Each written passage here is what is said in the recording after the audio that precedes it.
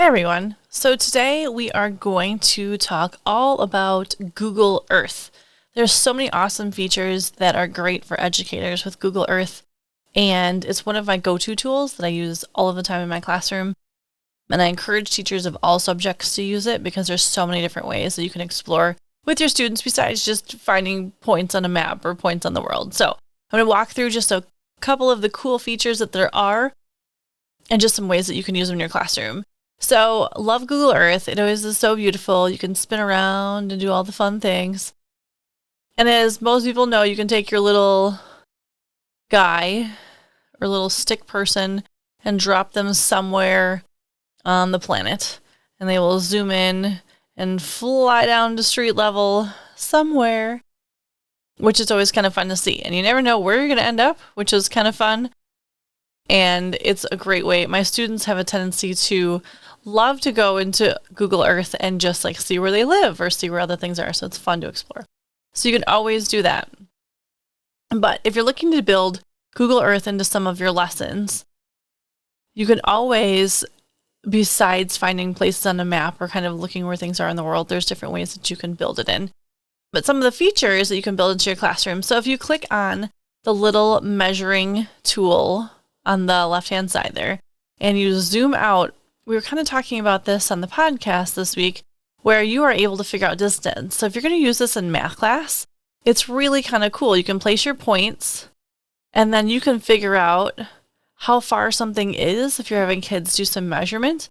And if you're able to connect the places and connect your points, it's also going to give you the area. So if you want to do like perimeter and area of a certain place around the world or within your state or within your city, it's a cool tool for students to like practice with measurement and do some comparisons and figure out, like I said, distance and perimeter and area of things. It's a great tool to use in math. And I know we're always practicing our measuring skills because there's just so many different things for students to be doing with measurement. Another cool feature that Google Earth has, let's zoom out a bit into the world. And again, you can just measure distance, close them up, and then you've got perimeter and area, which is so much fun. All right, our next tool. So as you're going through on the left-hand side, map style. So we kind of talked about this too. You've got a clean map. It's got no borders. Exploration is going to give you labels of places. Everything just gives you so much information, which is cool, but sometimes gets a little overwhelming with our kiddos. You can custom and make your own. And as you scroll down, don't forget you can turn on your animated clouds, which is great. So as you go out into the world, and if you're going to do a science unit on climate and weather, it's really kind of cool because students can see cloud patterns and how that's going to work and what that looks like in the world. It's really awesome. You can also turn on your grid lines if you're practicing like latitude and longitude. You can turn that on as well with the cloud patterns. There's so many different things that you can see with Google Earth with these different features turned on or turned off as you need to. The next one that I use probably more than anything, you're going to see here my list of all of the stuff for projects, which is awesome. It's a great way for students to be able to share their learning. And if you're going to click a new project, you can click on project in a Google Drive or open it up. We're going to create it and drop it into my Google Drive and start with a new feature. And then you can go through and add a place. You can choose one that exists, or you can choose something else. Let's actually go to the Milwaukee Zoo. And if I'm going to the Milwaukee Zoo, you can see the features of there. It'll tell you the different information, which is so awesome. But what's great about this is we can add this to my project. We can save it into there, and then I can go back through and I can edit that information later on too.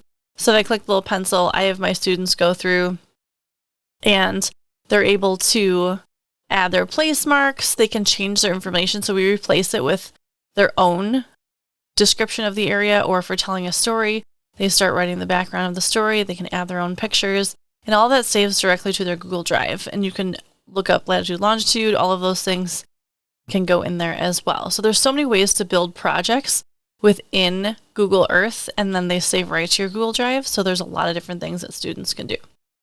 If you're feeling lucky, this is super fun to teach students about different parts of the world.